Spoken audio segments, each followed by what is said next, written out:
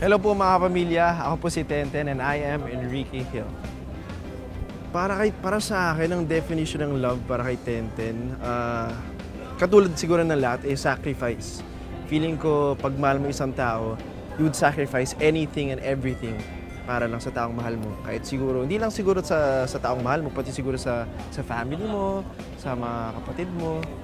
I think a sacrifice or not thinking of yourself and giving yourself or thinking of others before yourself, that is the biggest thing or that's the greatest thing that the love can do. Sa totoong buhay, si Liza. Sweet lovers, kahit mga driver, joke lang. Para sa akin, it's siguro yung lambing. Iba yung lambing ng Pinoy. Sa ibang bansa nga, di ba, pag 18 years old na yung mga bata,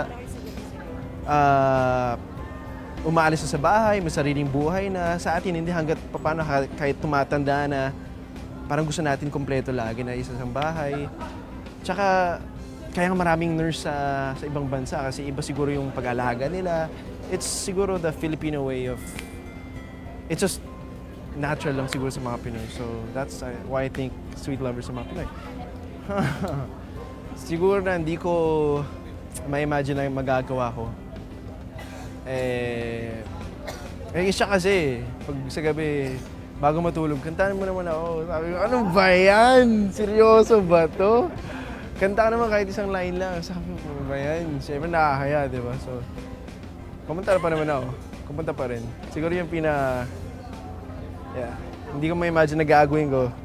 I can do for love. Anything sweeter. Siguro surprise siya na makipagkita sila ng mami niya.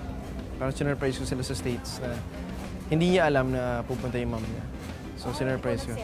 Well, kaya ako, tsaka yung mom, tsaka yung isang fan sa States na kasama.